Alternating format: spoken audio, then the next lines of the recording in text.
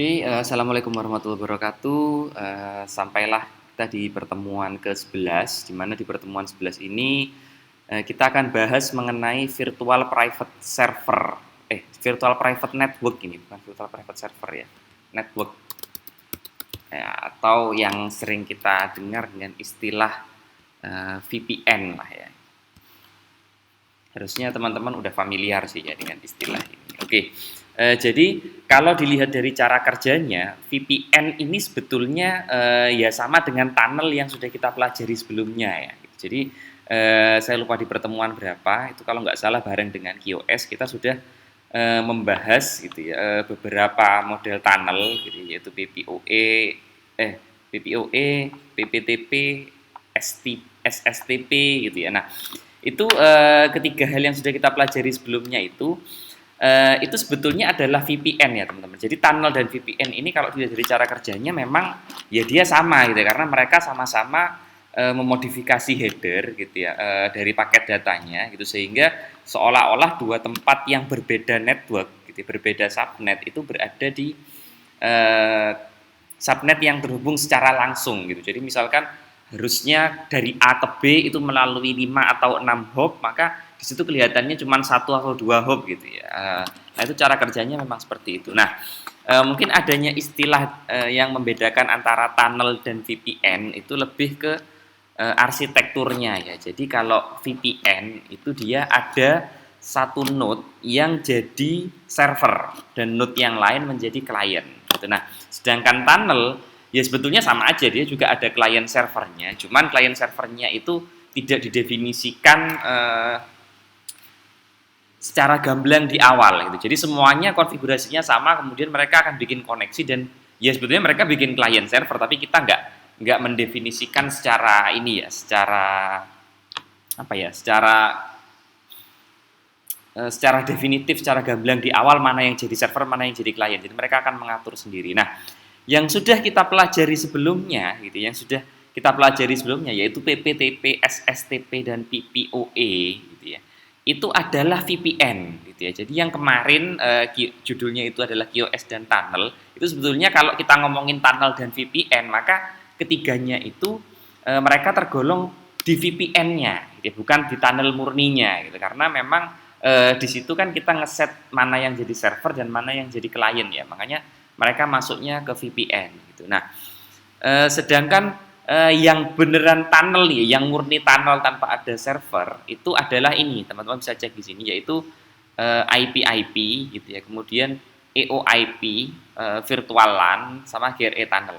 Sedangkan yang VPN itu PPOE, PPTP, L2TP, OpenVPN, IPsec, SSTP ini masuknya ke VPN. Jadi ini sebetulnya judulnya harusnya bukan VPN sih ya, tapi lebih ke tunnel ya. Jadi yang kemarin kita pelajari itu adalah VPN, gitu ya. VPN, PPOE, PPTP, gitu ya. Pokoknya yang ada servernya, gitu ya. Yang ada kita perlu ngeset server itu masuk ke kategori VPN. Gitu ya. Tapi kalau kita nggak perlu ngeset server, gitu ya. Jadi settingnya sama, gitu ya. Antara node yang satu dengan yang lain itu kita sebut sebagai tunnel. Gitu ya. Maka di pertemuan ini walaupun judulnya VPN ya sebetulnya kita akan membahas tunnelnya, tunnel yang murni yang non VPN gitu ya. Nah, yang pertama yang akan kita coba itu adalah ini IP-IP gitu ya, IP-IP tunnel, di mana seperti yang tadi saya sampaikan bahwa di tunnel gitu ya, tunnel yang murni tunnel itu kita nggak perlu ngeset server gitu ya. Jadi konfigurasinya akan sama antara node node sumber maupun node tujuan. Nah, di sini kan nggak ada nih. Jadi kita nggak ngeset username, nggak ngeset password, gitu. Kemudian kita juga nggak ngeset mana yang buka layanan yang apa, port yang listening gitu ya, server yang listening di port tertentu untuk menjalankan ini. Nah, sebagai contoh seperti ini, tapi saya akan, kalau yang ini teman-teman bisa coba sendiri dari dokumen yang sudah saya share. Saya akan contohkan di topologi yang lain. Nah, bentuknya seperti ini ya, kira-kira seperti ini. Ini kan agak bulat nih ya. Jadi kalau saya coba nih dari PC 1, nah ini udah ada ininya belum ya? Oh belum nih ya. Di sini sudah saya konfigurasi.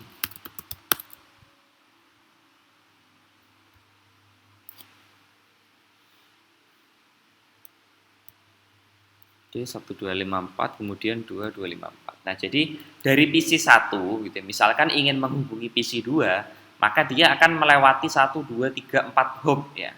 Oke, saya coba deh. Dari PC 1 mau menghubungi PC 2, 2254. Nih ya, PC 2-nya dapat alamat 2254. Nah, maka dia akan melewati 4 hop gitu ya. Jadi yang pertama dia akan melewati 11 dulu ini router mikrotik CHR3, kemudian dia akan melewati 721609 yaitu ini CHR2 09. Ini yang ini. Lalu berikutnya 01 ke CHR1 ini. 01 di sebelah sini tepatnya di Ether 2. Lalu 06 itu berarti punyanya CHR4, tepatnya di Ether 1, baru dia akan sampai di tujuan nih, di 2254, yaitu di PC2. Nah, ini kan ada sekian hop nih, ada perjalanan panjang gitu ya. Nah, di mana ketika kita menggunakan VPN, maka perjalanan panjangnya ini tadi itu tidak akan terlihat gitu. Jadi seolah-olah mereka langsung terhubung directly gitu, atau setidaknya ada satu hop lah. Cuman ada satu hop aja gitu. Nah, oke, yang pertama kita akan coba menggunakan protokol IP/IP. Jadi saya akan masuk ke router mikrotik ini ya, yang ketiga. Oke, kemudian berarti konfigurasinya itu ada di mikrotik yang ini, yang ujung sini sama ujung sini. Artinya mikrotik 3 sama mikrotik 4 gitu ya. Jadi ujung ke ujungnya. Jadi nanti si router 2 sama router 1 ini mereka nggak akan bisa membaca ya, nggak akan bisa membaca kontennya. Nah, oke. Yang pertama itu kita disuruh menambahkan interface IP/IP. Jadi saya akan menambahkan interface ya IP/IP. Saya kasih nama IP tunnel 1 begini deh ya. Sesuai dengan instruksinya. Alamatnya 01 ya, oke deh. Saya pakai 01. Remote-nya oh, sorry, bentar. 01 itu 01 itu ether ininya, gitu ya, ether 2-nya, kemudian di CHR3-nya 06. Berarti alamat IP yang bisa saling berhubungan gitu. Jadi lokal address-nya itu bukan 92 tapi 172.16.0 ini ya.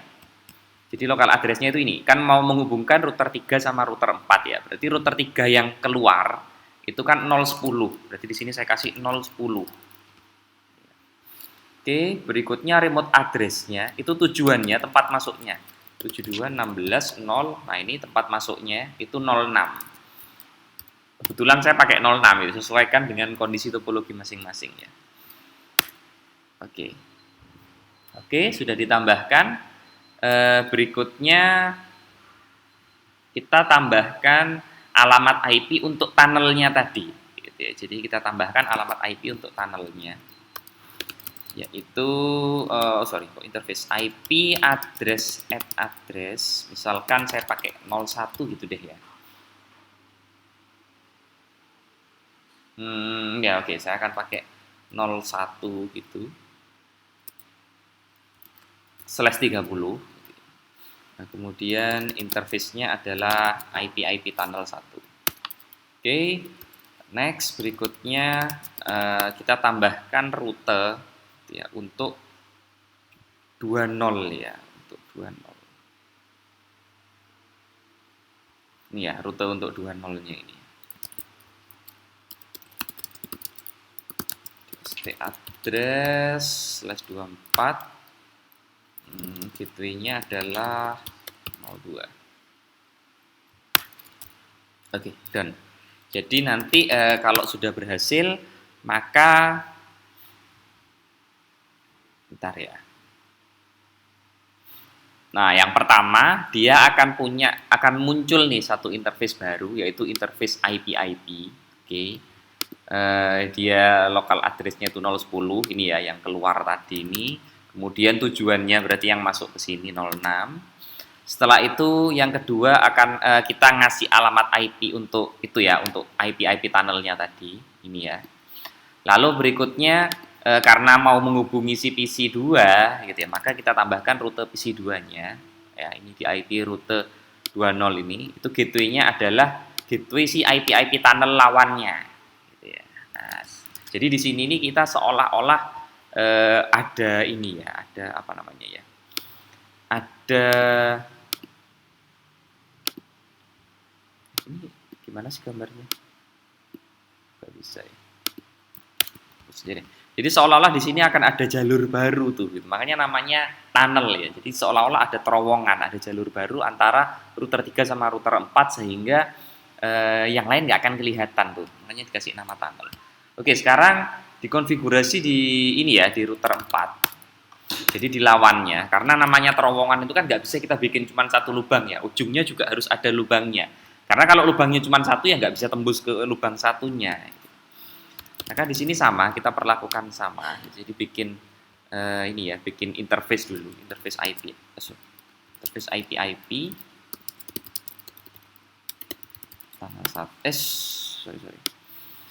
Remote address-nya adalah remote address-nya berarti kebalikannya karena ini kita set di ujungnya. Artinya remote address-nya itu adalah 010. Sedangkan bentar, saya ulangi ya. Interface remove 5 IP print. Oke. Interface ya, IP add name-nya adalah IP. Name-nya ini boleh beda sih, nggak harus sama ya. Kemudian apa tadi, local address-nya itu adalah 172.16.0. Kebalikannya berarti 06 di sini. Sedangkan remote address-nya 010. Oke ya. Nah, lalu kita berikan alamat IP address address itu 192.168.0.2/30 untuk interface IP-nya tadi. Oke, terakhir kita buatkan rute untuk lawannya ya, untuk PC1. IP rute at destination address 10/24, gateway-nya itu 01. Oke. Nah, ini cirinya dia berhasil, maka di IP tunnelnya itu akan ada tanda R ya, atau running. Gitu. Begitu juga yang satunya.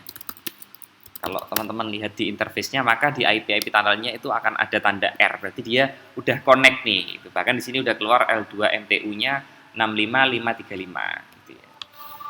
Nah, ini berarti mereka udah connect ya, udah connect. Jadi sekarang kalau dari PC1 ya, kalau dari PC1 saya trace ke 2254, itu dia sudah bukan lewat, nah ini ya, kalau teman-teman bandingkan, dilihat di yang awal. Nah, ini kan di sini ada 4 hop nih, gitu ya, 4 hop sampai yang kelima itu tujuannya, gitu ya. Nah, sedangkan ketika kita pakai tunnel tadi, maka dia cuma ada 2 hop tuh. Gitu. Jadi dia akan langsung ke router ini tadi, router 3 ya, via 11, kemudian dia akan langsung lompat ke router 4. Jadi langsung lompat ke router 4 ke 02 ya, berarti via alamat IP tunnelnya tadi ya kan. Kalau di sini tadi di router 4-nya, nah ini 02-nya itu adalah interface tunnelnya ya, interface tunnelnya. Setelah itu langsung ke alamat IP tujuan. Jadi dengan tunnel ini kita bisa memangkas jumlah hopnya ya, sehingga kalau secara apa ya, secara topologi itu dia sebetulnya lewat sini, tetap lewat router 2, tetap lewat router 1, tapi nggak lewat jalur yang seharusnya gitu. Makanya namanya tunnel, dia lewat bawah tanah lah ya gitu ya. Sehingga router 2 sama router 1 ini nggak bisa mendeteksi paket tersebut gitu ya. Tiba-tiba aja paket tersebut sudah sampai di router keempat gitu. Nah, itu untuk IP ya, untuk protokol IP gitu ya. Nah, selain protokol IP ada lagi gitu ya, protokol yang namanya EOIP gitu ya. Nah, cuman EOIP ini teman-teman, ini adalah protokol proprietary-nya milik Mikrotik gitu. Jadi ini hanya bisa digunakan antar perangkat Mikrotik saja gitu ya. Kalau IP tadi enggak. IP ini protokolnya bebas ya. Jadi teman-teman, IP ini bisa dipakai antara Mikrotik dengan vendor yang lain gitu ya, brand yang lain. Tapi kalau untuk EOIP itu hanya untuk Mikrotik dan mikrotik aja, gitu ya, mikrotik ke mikrotik aja. Lalu kenapa kok kita harus pakai EOIP? Jadi VPN ataupun tunnel yang sudah kita bahas sebelumnya itu mereka itu secara default ya, mereka nggak mendukung yang namanya bridge, ya bridge yang sudah dipelajari sebelumnya. Kalau kita butuh melakukan bridge, ya maka kita butuh tunnel yang memang dia support bridge nih, yang dia bisa menjalankan bridge. Nah, salah satunya itu adalah protokol EOIP ini. Jadi ketika kita menggunakan EOIP, maka portnya tadi, port tunnelnya itu bisa kita bridge. Nah, contoh kasus misalkan ya, sebut saja router 3 dan router 4 ini adalah sebuah perusahaan yang punya kantor cabang di luar kota misalkan gitu ya. Yang router 3 ini di Jember, kemudian router 4-nya ini di Banyuwangi misalkan gitu ya. Nah, kemudian di company ini mereka butuh satu subnet yang sama. Jadi baik PC 1 maupun PC 2 itu butuhnya ada di satu jaringan yang sama sehingga kedua PC ini misalkan bisa mengakses server lokal host misalkan seperti itu ya. Nah, itu kan nggak mungkin dilakukan kalau via internet ya, dimana kalau servernya itu server lokal dan alamat IP-nya IP private itu kan nggak mungkin kita lewatkan di internet gitu ya. Maka kita bisa memanfaatkan tunnel yang bisa melakukan bridge gitu. Jadi tunnel yang tadi ini, tunnel yang sudah terbuat tadi. Nah, mana tadi ya? Nah, ini di tunnel ini kita bridge-kan dengan tunnel lawannya. Itu cuman di IP ini nggak bisa. Kita harus pakai EOIP. Ya, jadi kita harus menggunakan EOIP. Nah, oke ya. Sekarang yang tadi saya hapus dulu. Yang tadi saya hapus. Mana tadi? Oh, ini dia. Router 3 interface IP print. Oke, yang ini saya remove. Remove 0. Oke, sudah. IP address-nya juga begitu. Saya remove dulu. Oke. Lalu rutenya ya tadi, IP rutenya. Tadi saya nambahkan rute juga, itu saya remove juga di 3. IP rute remove 3. Oke, sudah hilang. Sekarang yang satunya juga begitu. IP rutenya dulu saya remove 4. Oh, kok 4 ya? Sorry, 3. Kemudian apa tadi? IP address-nya itu yang punya IP tunnel 2. Saya remove 2. Lalu interface IP-nya cuma 1 ini ya. Oke, sekarang mereka sudah terpisah lagi nih, Saya coba ya, terus lagi ke 2254. Oke, sekarang dia lewat rute biasa, dia nggak lewat tunnel. Nah, sekarang kita akan bikin tunnel tapi pakai EOIP ya. Dan karena EOIP ini bisa di bridge, maka case-nya, jadi case yang tadi ini adalah dua company yang beda kota, tapi inginnya ini satu subnet ya, sehingga yang ada di sini itu networknya sama gitu ya, sama-sama 1.0 dan satu DHCP server. Jadi nanti DHCP servernya ini saya pakai DHCP server kebetulan ya. Boleh juga statik juga boleh, tapi di sini ada DHCP server router 3 ini untuk 1.0, yang router 4 ini untuk 2.0 tadi. Nah, sekarang yang 2.0-nya saya hapus ya. Ini ya, IP DHCP server. Nah, di sini teman-teman bisa lihat. Nah, ini kan, ini ada satu DHCP server di sini. Ini saya disable deh, dulu. IP DHCP server disable 0. Oke, sekarang dia sudah mati sehingga si PC 2-nya ini sudah nggak dapat IP secara otomatis lagi, gitu ya. Jadi maunya PC 2 ini saya jadikan satu subnet dengan PC 1, gitu ya. Nah, oke. Yang pertama kita akan bikin tunnelnya dulu. Caranya sama sih ya, rata-rata sama gitu ya. Cuman bedanya mungkin kalau di IP tadi langsung set local remote address gitu ya. Sedangkan kalau di EOIP itu ada namanya tunnel ID ya. Dan tunnel ID ini harus sama antara sumber dan tujuannya. Dan ini integer bebas. Teman-teman bisa kasih angka berapapun tapi yang jelas harus sama antara sumber dan tujuannya. Jadi, artinya dengan adanya tunnel ID ini berarti kita bisa membuat lebih dari satu tunnel ID antara sumber dan tujuan yang sama gitu. Jadi misalkan Misalkan di kantor tersebut ada ruangan pimpinan, ada ruangan staff, kemudian staff kita bridge dengan staff, pimpinan kita bridge dengan pimpinan, nah itu bisa dilakukan. Cuman itu nanti teman-teman eksperimenkan sendiri ya. Saya kasih contoh yang sederhana aja. Oke, saya akan buat panelnya dulu. Jadi di Mikrotik 3, saya akan buat panelnya, interface, kemudian EOIP ya tadi kalau nggak salah namanya. Interface EOIP add ya, sama name EOIP tunnel 1 ya, lokal address-nya saya pakai 01, remote-nya berarti 02. Oh, sorry.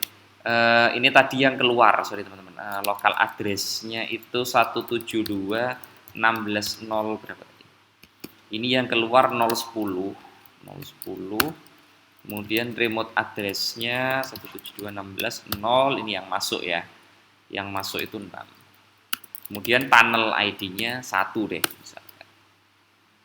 Ya, oke. Sekarang di sini sudah hidup, lalu sudah hidup, saya pasang di tujuannya dulu ya. Ini EOIP-nya udah ada. Sekarang di tujuannya sama. Jadi interface EOIP add name-nya EOIP tunnel 1 misalkan 172.16.06,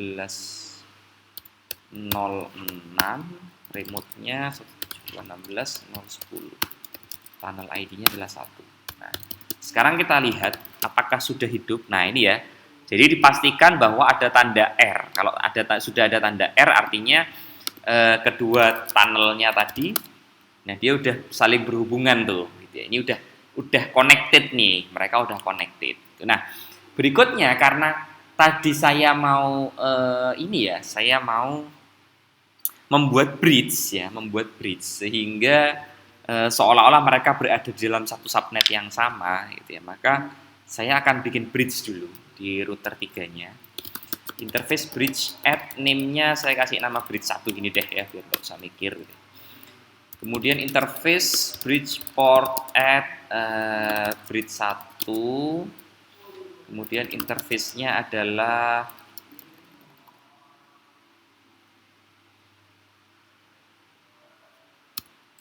interface Ether 2 ini ya, karena di sini Ether 2. Saya kebetulan pakai Ether 2 ke bawahnya. Jadi Ether 2 saya masukkan bridge. Kemudian saya masukkan juga EOIP-nya. Nah, EOIP tunnel. Oke, jadi sekarang interface bridge print, ada sebuah port bridge.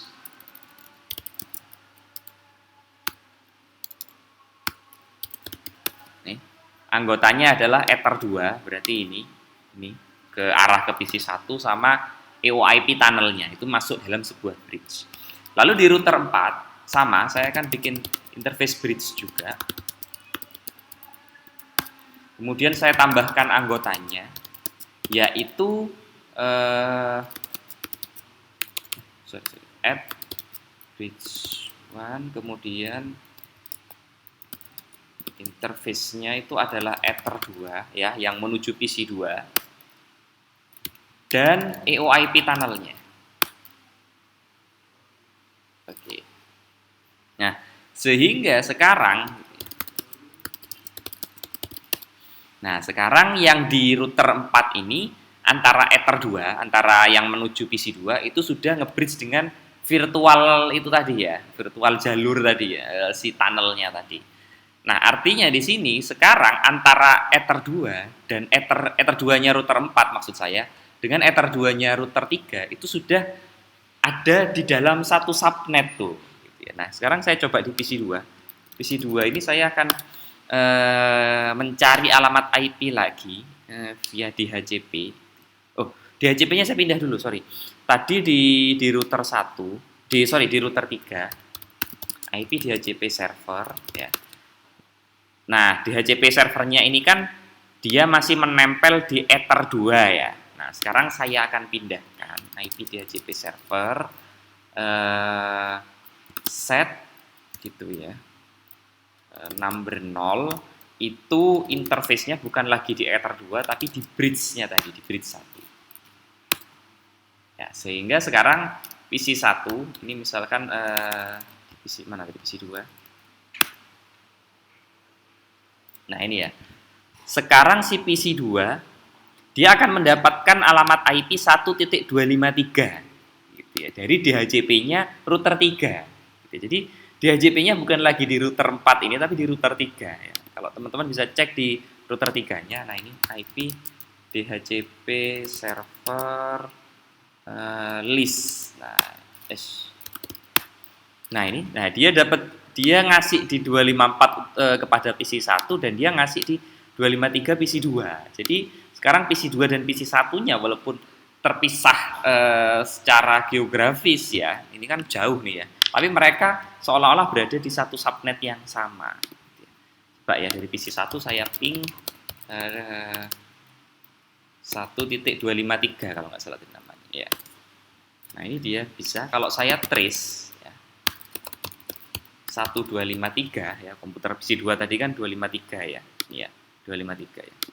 Ini saya trace maka dia langsung nih gitu ya, tanpa ada hop sama sekali gitu ya. Jadi benar-benar dia langsung sampai ke tujuan, seolah-olah itu berada di satu subnet yang sama. Nah, itulah keunggulan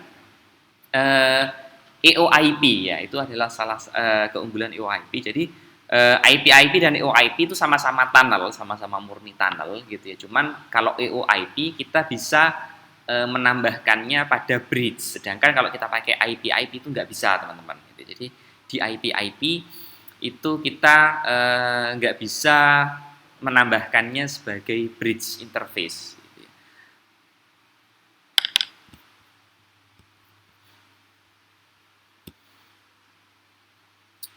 Oke, sepertinya itu saja untuk materi hari ini. Seperti biasa, silahkan dicoba. Nanti kalau ada pertanyaan atau ada sesuatu yang perlu didiskusikan, silahkan diposting di forum yang sudah saya sediakan di e-learning. Oke, wassalamualaikum warahmatullahi wabarakatuh.